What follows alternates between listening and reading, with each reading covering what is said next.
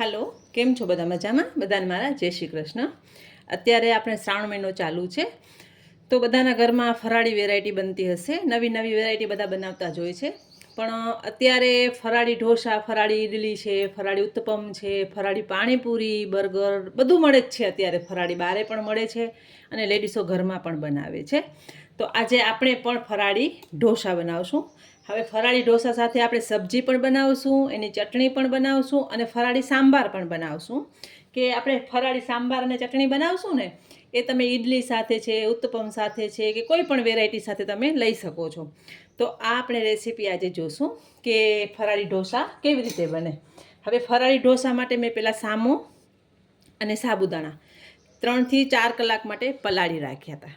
પલાળી અને પછી એને મિક્સરમાં ક્રશ કરી અને એનું આથું દીધું હતું, કેમ કે ઢોસા છે એટલે આથા વગર તો થાય જ નહીં, એટલે આવી રીતે મેં આથો દઈને રાખી દીધું હતું। હવે આપણે જેટલું પછી પાણી કે પતલું જોતું હશે એ પ્રમાણે કરવાનું છે। તો મેં આખી રાત એને આથો આપીને રાખી દીધું હતું, પાણી નાખી અને બેટર બનાવી અને આખી રાત માટે રાખી દીધું હતું, એટલે આપણું આથો તૈયાર થઈ ગયું છે। હવે ચટણીની વાત કરીએ તો ફરાળી ચટણી આપણે બનાવશું તો એમાં આપણે લીલું ટોપરું લીધું છે મેં અત્યારે। તમારા પાસે ન હોય તો સૂકું ટોપરું પણ લઈ શકો છો। તો સાથે લીલા મરચાં છે, સિંગદાણા છે, મીઠું છે અને વઘાર માટે જીરું અને લીમડું છે, સાથે તેલ છે। આ ચટણી માટે આપણું આમાં આપણે દાળિયા નાખીએ છીએ, આમાં આપણે દાળિયા નહીં નાખીએ। હવે સબ્જી માટે તો સબ્જી માટે કોથમરી બધાની મેં સાથે જ લઈ લીધી છે, સાંભારની ને શાકની બધી। હવે સબ્જી માટે આપણે બાફેલા બટાકા લીધા છે, લીલું મરચું છે, કોથમરી છે, હળદર છે, જીરું છે અને મીઠું છે, એનાથી આપણે સબ્જી બનાવશું। હવે સાંભારની વાત કરીએ।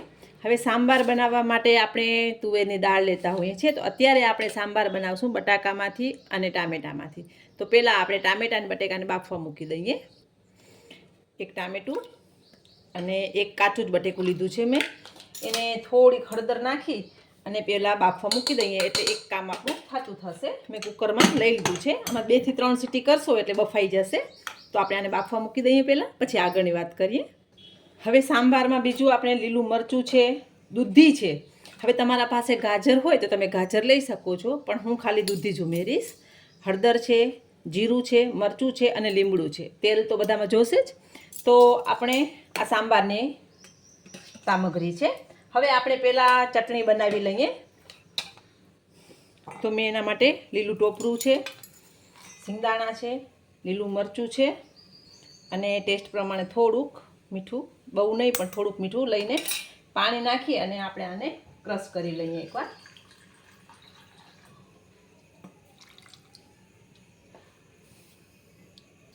તો આપણે ચટણીને ક્રશ કરી લીધી છે। હવે આપણે વઘાર કરશું। લાગે છે ને આપણે ઢોસાની ચટણી ખાઈએ એવી જ। લીલો ટોપરો આપણે ઉમેરીએ છીએ ને તો બહુ સરસ ટેસ્ટ આવતું હોય છે। હવે આપણે એનો વઘાર કરી લેશું એટલે આપણી ચટણી રેડી થઈ ગઈ છે। તેના માટે આપણે પહેલાં વઘાર કરી લઈએ। તો મેં અહીંયા નાનકડું એવું પેન લીધું છે, તેલ નાખ્યું છે। તેલ ગરમ થાય એટલે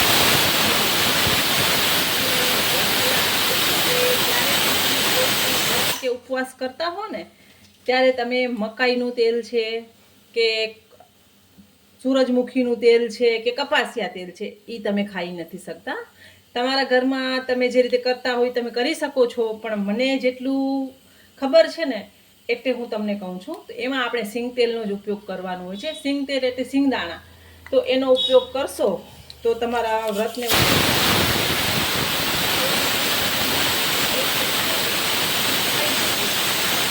આ તો મને ખ્યાલ હતું એટલે મેં તમને જાણકારી આપી।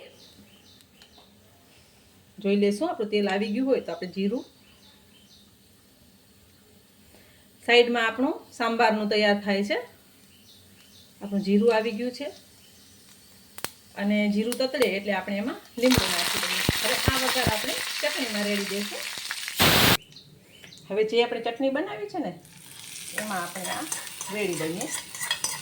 ઓલા વઘારમાં આપણે અડદની દાળ નાખીએ છીએ અને હિંગ નાખતા હોઈએ છીએ, રાઈ નાખીએ છીએ, પણ આમાં નહીં પડે. આમાં જીરું ને લીંબુ. હવે આપણે સબ્જી કરી લઈએ પહેલાં, અને સાઈડમાં રાખી દઈશું. સબ્જી બનાવી લઈએ.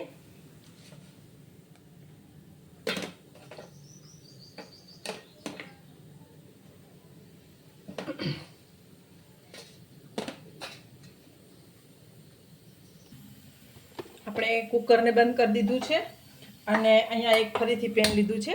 તો આપણે જે ઢોસાની સબ્જી છે એ બનાવી લઈએ.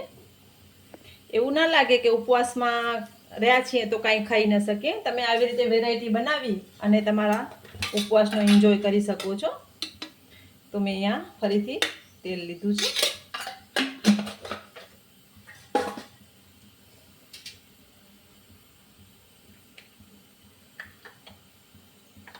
આ રેસીપી એટલી સરસ બને છે ને, તમારા ઘરે તમે એકવાર બનાવશો ને તો તમારા ઘરમાં આ રેસીપીની વારે વારે ડિમાન્ડ થશે.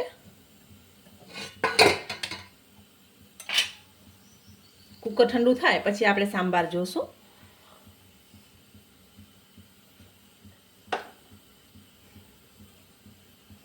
આપણું તેલ આવી જાય પછી આપણે જીરાનો વઘાર કરી અને લીમડો નાખવાનો છે. આપણું તેલ સરસ ગરમ થઈ ગયું છે. તો આપણે થોડુંક જીરું અને લીમડું લીધું છે. અને બીજી એક ટીપ આપું કે હળદર તમે જ્યારે પણ કોઈ પણ સબ્જીમાં ઉમેરતા હો ને આવી રીતે, તો તેલમાં જ એને નાખી દેવાની હોય છે ને. કે ઘણીવાર હળદરની કચાશના કારણે સબ્જીમાં સારું ટેસ્ટ થઈ જાય છે. બટાકા છે, લીલા મરચાં છે અને સ્વાદ પ્રમાણે મીઠું છે. હવે આ સબ્જી છે એને આપણે થોડું મિક્સ કરી લઈએ. હવે તમે આમાં સિંગદાણા નાખવા હોય તો તમે નાખી શકો છો, પણ અત્યારે હું નથી નાખતી. થોડા બટેકાને આવી રીતે મેશ કરી લેશું કે સબ્જી એકદમ સરસ ઢોસાની હોય છે એવી થઈ જાય. તમે જોઈ શકો છો એકદમ સરસ દેખાય પણ છે અને સુગંધ પણ મને બહુ સરસ આવે છે. તો મને તો આમ ખાવાની ઈચ્છા થઈ ગઈ કે હું ફટાફટ બનાવીને ફટાફટ ખાઈ લઉં. પણ તમને તો ટેસ્ટ કરવા માટે એકવાર ઘરે ચોક્કસ બનાવવી પડશે. તો આપણું ઢોસાનું શાક પણ તૈયાર છે. તમે જોઈ શકો છો કેટલી ઇઝી રેસીપી છે. બધું તરત જ બની જાય છે ને. હવે આપણે એમાં કોથમરી નાખી દઈએ. આપણી સબ્જી રેડી છે અને આપણે એક બાઉલમાં લઈ લઈશું. તમે જોઈ શકો છો આપણે બટાકા અને ટમેટા બફાઈ ગયા છે. આપણે લઈ લઈશું એક બાઉલ, તપેલીમાં લઈ લઈએ. હવે આને પહેલાં આપણે પીસી લેવાનું છે થોડુંક. તો આપણે ગાળી લીધું છે, પીસી લીધું છે અને ગાળીને સ્મૂથ આપણે જેટલું જોતું હતું એટલું આપણે કરી લીધું છે. તો હવે આપણે વઘાર કરશું. તો આપણે સાંભારનો વઘાર કરી લઈશું. પેન લીધું છે, તેલ લઈ લઈશું.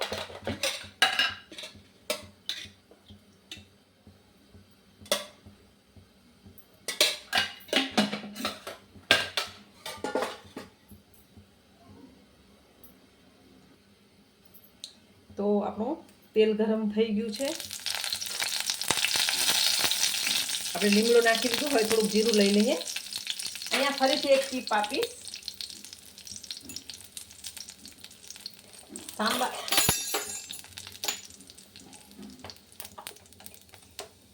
સાંભારમાં પહેલાં થોડીક સુગર અને મરચાંની ભૂકી એ નાખવાથી સાંભારનો કે દાળનો કલર બહુ જ સરસ આવે છે. તો આ ટીપ ચોક્કસ ફોલો કરજો. આપણે જે બનાવ્યું હતું ટામેટાં બટેકાનું એ ઉમેરી દીધું છે. આ ટીપ તમે ફોલો કરશો ને તમે જોઈ શકશો દાળમાં કે સાંભારમાં કે ઉપર તેલ તળી આવે છે. તેલનું પ્રમાણ ઓછું હશે ને તો પણ સરસ ઉપર આવી જશે. હવે આપણે એમાં હળદર પહેલાં નાખી હતી અને ટેસ્ટ પ્રમાણે મીઠું. ટામેટાની ખટાશ થોડીક બેલેન્સ કરવા સુગર લીધી છે, લીલા મરચાં છે અને દૂધી લીધી છે. આપણે દૂધી પણ નાખી દઈએ. અને મેં આંબલીને પલાળીને રાખી છે તો એકાદ પીસ જેવું આંબલી નાખશું. અને થોડીક કોથમરી ઉકળવામાં જ નાખી દઈએ કે જેટલી ઉકળશે સાંભાર એટલું ટેસ્ટ બહુ સરસ આવશે. તો આપણે સાંભારને સાઈડમાં ઉકળવા દઈએ અને જેનું આપણે રાહ જોતા હતા ને ઢોસા, ઢોસા બનાવીએ. હવે સાઈડમાં સાંભારને ઉકળવા મૂકશું, કારણ કે દૂધી આપણે કાચી નાખી છે એટલે એને થોડીક બાફવા દેવી પડશે. હવે આપણે જેની રાહ જોતા હતા ને ઢોસા, એની તૈયારી કરી લઈએ. હવે એના માટે મેં મીઠું લીધું છે, સ્વાદ પ્રમાણે મીઠું લેશું. અને તમે જોઈ શકો છો મેં પતલું એકદમ સરસ કરી લીધું છે. તમને જેટલું ફાવતું હોય એ પ્રમાણે તમે કરી શકો છો. તો હવે આપણે ઢોસા ઉતારી લેશું. તેના માટે આવું ચમચું લીધું છે મેં. હજી ઢોસાની તવી મેં ગરમ થવા દીધી છે. હવે ફરીથી એક ટીપ. તમને એમ થશે કે આજે રૂગી ટીપ જ આપે છે. આજની જેટલી તમને હું ટીપ આપું છું ને તમને બધી કામ લાગશે. હવે ઢોસાની તવી તપી જાય ને એટલે એકવાર એને પાણી આવી રીતે લઈ અને કોઈ પણ સારું કાપડ આપણા ઘરમાં આપણે યુઝ કરતા હોઈએ એનાથી આપણે, પહેલાં તમે કરતા જશો આવી રીતે, તમે કરો છો ને આવી રીતે, પણ મારી ટીપ આ નથી. હવે મારી ટીપ એવી છે કે ઢોસાની તવી તપી જાય એટલે આપણે નીચે લઈ લેવાની. ગમે ત્યારે તમે ગમે એ ઢોસા ઉતારતા હો, તવીને આપણે નીચે લઈ લીધી છે. હવે જે ઢોસાનું બેટર છે ને એ આપણે એમાં જેટલું જોતું હોય એટલું રેડી નીચે ઢોસો પાથરી અને પછી ઉપર આપણે એને શેકવા મૂકીએ છીએ ને તો ઢોસો એકદમ ઝીણું પણ થાય છે અને તમારો ઢોસો તૂટી પણ નહીં જાય. તમે જોયું ને એકદમ ઇઝીલી મેં પાથરી લીધું. હવે આપણે આને ફરીથી ગેસ ઉપર મૂકી દેવાની છે. તમે જોયું ને મેં ઇઝીલી કેટલું પાથરી લીધું. હવે આને શેકાવા દેવાનું છે. ગમે ત્યારે કોઈ પણ જાતના તમે રેગ્યુલર ઢોસા બનાવતા હો ને તો આ ટીપને ફોલો કરજો.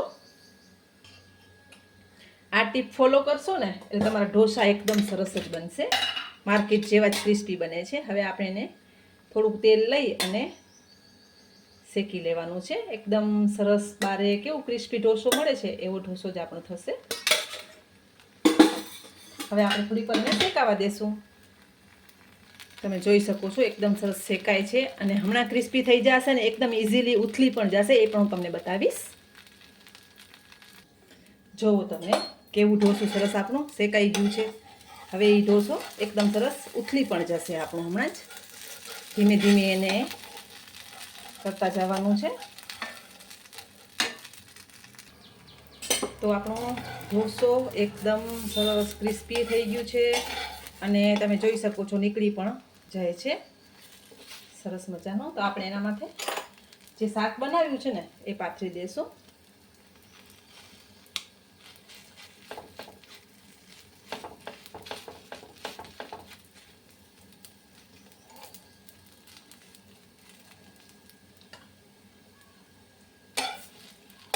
થોડુંક ગરમ છે, ધ્યાન રાખજો. એકદમ સરસ બને છે અને ક્રિસ્પી પણ થાય છે અને ટેસ્ટી પણ થાય છે. તો ઉપવાસમાં પણ તમને ઢોસો ખાવાની ઈચ્છા થાય તો તમે આવી રીતે ઢોસા બનાવી શકો છો. સર્વ કરી લેશું. તો તૈયાર છે એકદમ સરસ એવું ફરાળી ઢોસો. એકદમ ક્રિસ્પી, તમે જોઈ શકો છો ક્રિસ્પી સરસ થયું છે અને ટેસ્ટી પણ છે, ચટણી પણ છે, સબ્જી છે, સાંભાર છે, બધું બનાવ્યું છે આપણે. તો તમે આ રેસીપી ચોક્કસ આ શ્રાવણ મહિને તમારા ઘરે બનાવજો અને ગમે ત્યારે તમે ઉપવાસ કરો ને ત્યારે આ રેસીપી બનાવી શકો છો. બહુ ટેસ્ટી બને છે. ચોક્કસ તમારા ઘરે આ રેસીપી બનાવજો. બધાને મારા જય માતાજી.